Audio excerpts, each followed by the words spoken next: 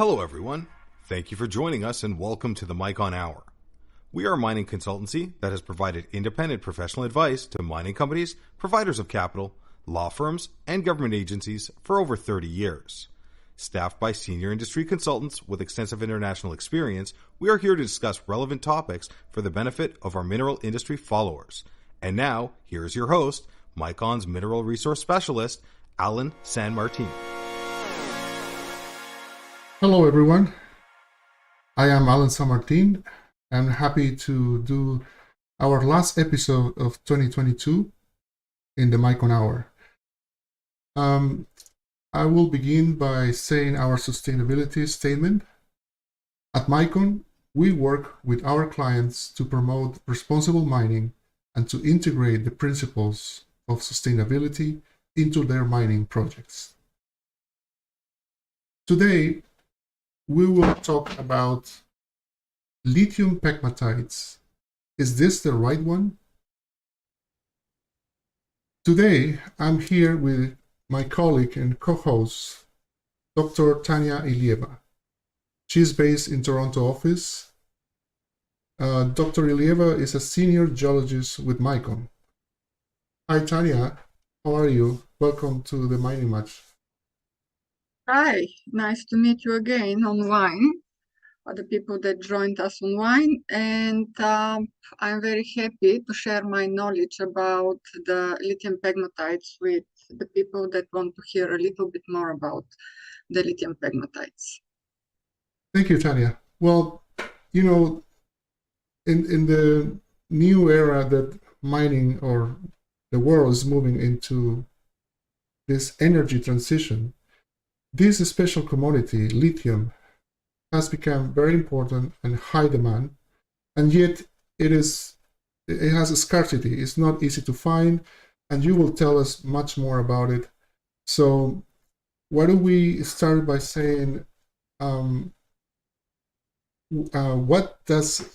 where is that lithium coming from? So in 2013, was reported that 58% of the lithium that was used came from coast basin brines. Approximately 26% came from pegmatites, approximately 7% came from lithium-enriched clays, approximately 3% came from old field brines, approximately 3% came from geothermal brines, and 3% from lithium-enriched zeolites. So practically the two main sources are lithium brines and LCT pegmatites. Okay, so let's describe what is a pegmatite itself. So there are a lot of different descriptions, definitions, because the pegmatites were explored and mined for thousands of years. In the mining industry, currently we are saying that the pegmatite is an igneous rock that is consolidated below the surface as a result of the crystallization of the final portions of the magma. So to be called a pegmatite, the rock should be composed mainly of crystals that are bigger than 1 centimeter. So pegmatite lithium deposits are known as hard rock lithium deposits, and they're part of the industrial minerals class of deposit. Okay, and now the LCT pegmatite, what does that stand for? So this is a variety of the granitic pegmatites, and they have huge crystals that contain lithium, cesium, and tantalum, and usually you have visible spodumene, petalite, montebrazite quartz. Okay. LCT comes from lithium, cesium, tantalum. So those are the main minerals in the LCT pegmatites. So these are the economic minerals. In terms of percentage, we have main mineral quartz. Usually the majority of the pegmatite is quartz. It could be up to 30-34%. Then we have plagioclase that is up to 30%. It could be potassium feldspar combined with the plagioclase. We have different types of mica. Very often we have muscovite, biotite, lepidolite. Lepidolite is the lithium mica. We have pyroxenes, and the spodumene is a pyroxene. We have petalite, lithium phosphates like amblygonite, montebrazite. We have some other very valuable minerals like tourmaline, cassiterite, garnet, a lot of other gems. And this is the reason to have so many well-documented pegmatites. At the beginning, people were chasing the gems. Okay. So now speaking of pegmatites, are all pegmatites the same? And how do you, I mean, anyone that is exploring for lithium and who wants to be in the business of lithium, where to start? Like, what kind of pegmatites they should be looking for? So the first step is to acquire a property. And there are always two options when we want to acquire an exploration project. The first option is a greenfield project. It's relatively cheap to stake claims. It's relatively cheap to get exploration license from the government. There is a big potential for discovery and organic growth, especially if you get the right geological settings, and there are no liability from previous mining. So there are risks and disadvantages. The biggest risk is we have much more common pegmatites than LCT type pegmatites. So you have to be aware that not every pegmatite that you are going to see in the field will be LCT pegmatite. It can contain lithium minerals, then like every other exploration project, it has the commodity that we are looking for, but is it enough? Is it economical? So the other disadvantage is that when you have greenfield project, it takes between 10 and 20 years to explore, open a mine, and start lithium production.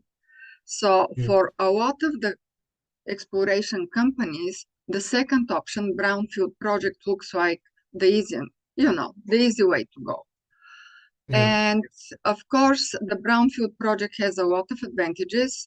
We already know the lithium pegmatites. We know where are they. There is some exploration work done. There are a lot of scientific articles that were describing the pegmatites.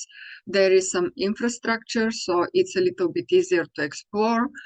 The time for the additional exploration is much shorter. So for me, there is one big risk, and this is that the high-grade lithium dikes are already mined out, like any other deposit. When you start mining from the best part. So of course there might be additional pegmatites, there might be down deep extension.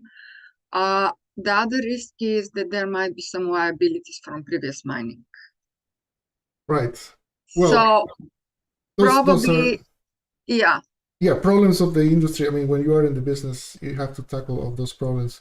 But now, if we look at the commercial side, so what kind of raw materials can be extracted from an LCT pegmatite?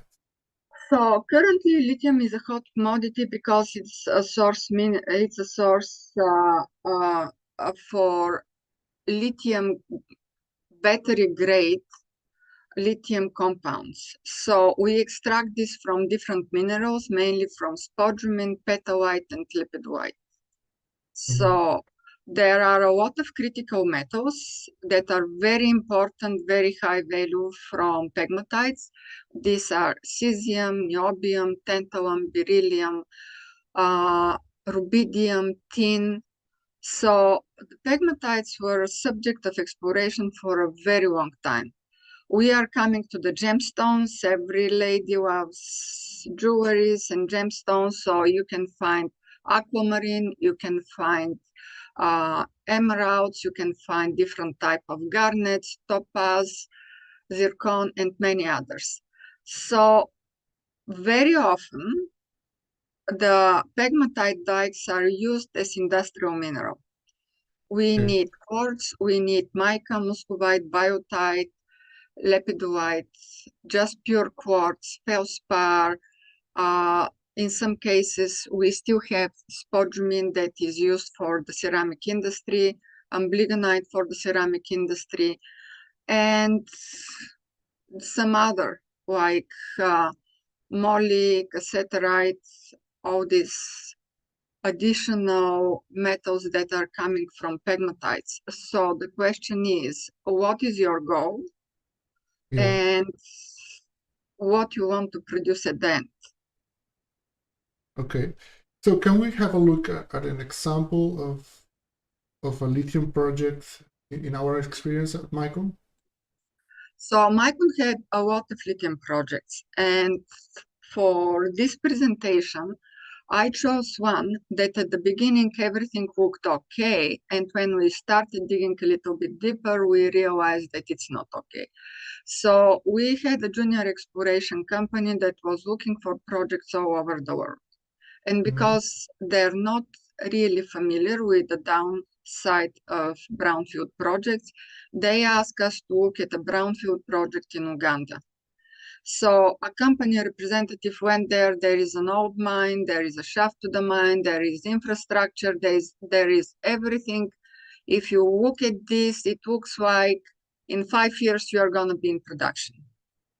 So I asked the people that were on the site to do a little bit of confirmation sampling, and they took 32 grab samples from outcrops and stockpiles.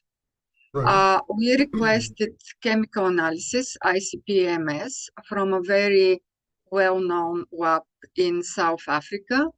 And of course, we've got very encouraging results. The lithium range was from close to the detection limit to 1.78% lithium oxide. 1.78% lithium oxide is above the average that is mined right now. So Micron advised the client to take 5 additional field duplicates from the best parts. And then we did send all these duplicates to a second lab in Germany. So the second lab repeated the ICP-MS analysis, and we requested additional XRD analysis. So when we've got the results from the second lab, of course, we had a very good, comparison with the original ICP results. So we were very happy about this.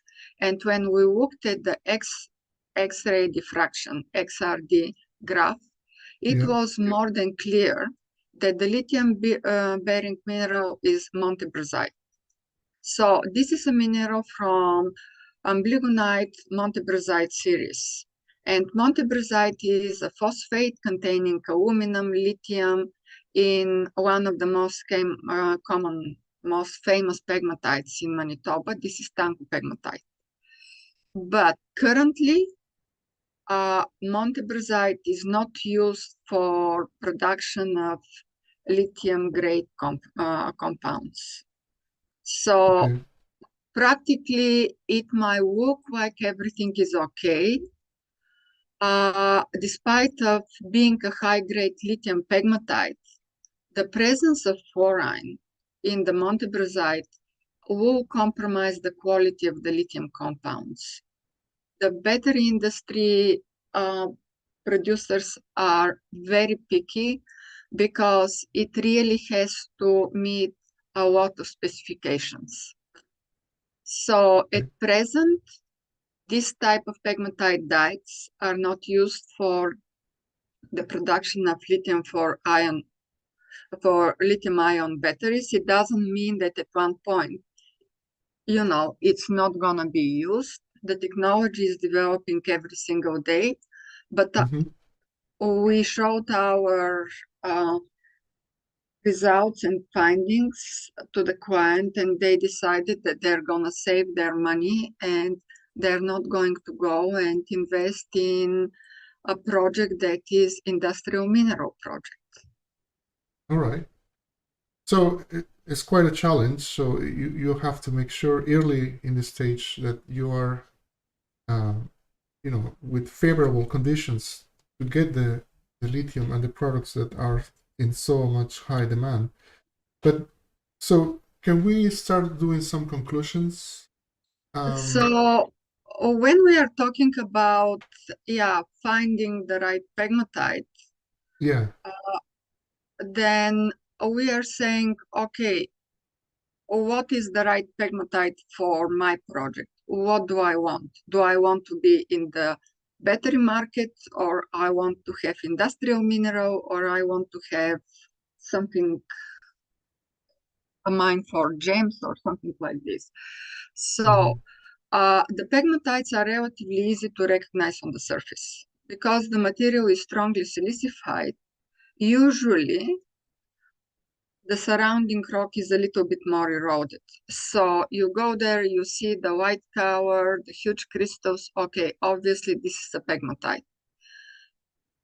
One of the most important thing is the mineral composition and the ratio between the different minerals, because this will affect the quality of the lithium raw material and the acceptance for use by battery market. We can have,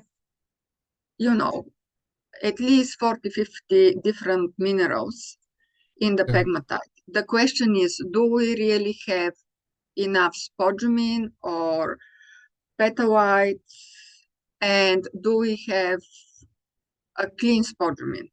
Do we have the right proportion between the different minerals? Because if you have 99% quartz and 1% of the lithium minerals, obviously it's not gonna be a lithium pegmatite for the production of spodumene. So right. there is something else that other people sometimes forget, that the pegmatites consist mainly of silicates, and you need the right acid digestion. So if we have to advise something, it's make sure that you talk to the lab, explain exactly what you are looking for so that you can get the right digestion. Otherwise, you underreport the elements and the content that is in your sample. We already had a problem like this with another project. So make sure that you talk to an account representative in the lab. Most of the labs currently are certified, they have lithium packages, but you still have to tell them exactly what you want. Make sure that you get all the elements. It's not enough to get only the lithium oxide. The example above showed us that just lithium is not really enough. So on the top of the economic minerals that are usually lithium, cesium, tantalum, rubidium, you have to make sure that you check for impurities and deleterious elements.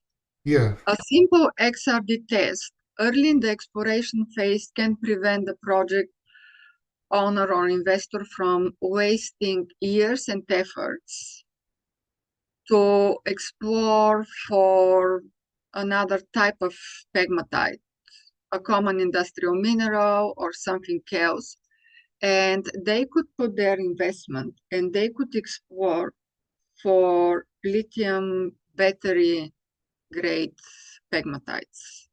So finding a good prospect that has the necessary mineral composition to produce lithium carbonate and lithium hydroxide for the battery market is one of the keys to success.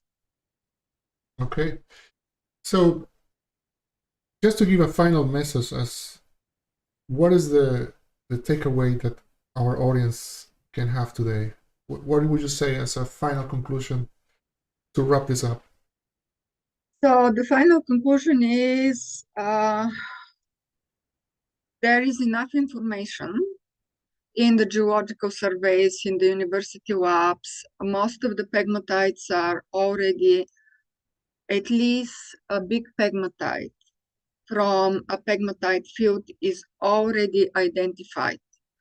The geological surveys in every single country are doing more and more regional exploration work to target lithium pegmatites. So when you acquire a property, don't waste too much time and money to do a lot of drilling. Even during the first drill program, make sure that you get enough analysis, make sure that you have at least several XRD tests to know the exact mineral composition, because all the minerals are white, green, pinkish. It doesn't matter how much you can recognize the different minerals. You're dealing with a core that is 5 centimeters. It's not the mineral from a museum where you can see the habitus, you can see the whole mineral, you can see everything. Yeah, the spodumene is relatively easy to recognize. It has long tabular crystals, but you have 5 centimeters diameter. So it's not only the spodumene, it's what are the impurities. Having a lot of deleterious elements can disqualify this from providing your raw material to the battery market. And this is the Tanku pegmatite. This is a pegmatite that is hundreds of meters long and hundreds of meters wide, but they're producing cesium and they're producing spodumene for the industrial, for the ceramic industry. And I'm not saying that they're not making money. They're in production since the 70s. 1969. Obviously, it's a profitable business, but if you want to target the lithium market, instead of drilling thousands and thousands and thousands of meters, and during the PEA, you realize that, so I did metallurgical test and we realized that our spodumene or petalite doesn't really meet the requirements. Just try to do XRD analysis and a little bit more advanced analysis at the beginning. This is key for a lot of the industrial minerals. Yeah, it's like early stage assurance that you are in the right place. And you have the right type, because if you have too much iron or a little bit more moly, probably the lithium grade battery producers are not gonna buy your concentrate or your All right, Tania, thank you so much. Now we're gonna take a question. We have one from the web. Sorry. And this is telling us specifically what are the deleterious elements to take care, to look for in a lithium property. Like, so what is the major problems? Usually the deuterium elements for the different products are different. For the lithium chloride are a little bit different than the lithium hydroxide.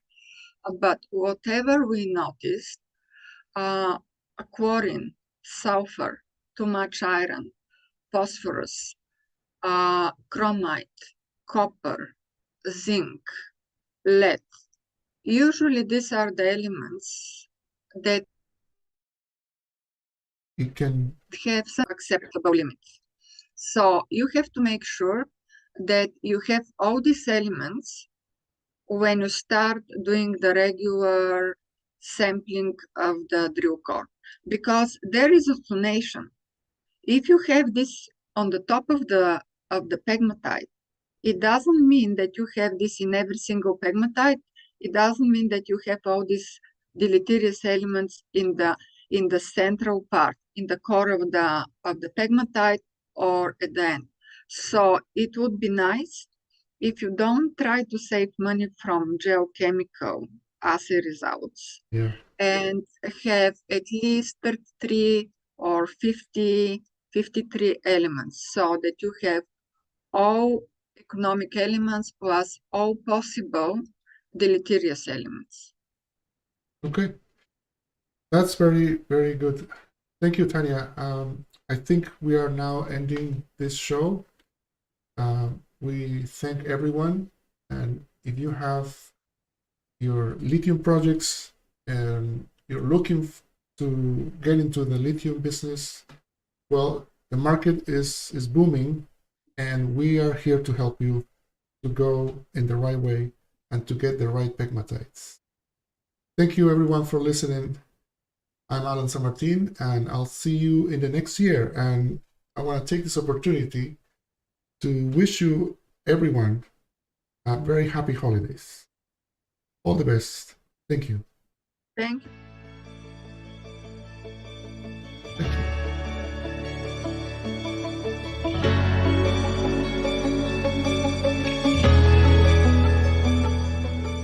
Thank you for joining us today. We hope you enjoyed this episode. Please feel free to leave your comments or questions, and be sure to follow us on LinkedIn and subscribe to our newsletter so you're kept informed on future episodes.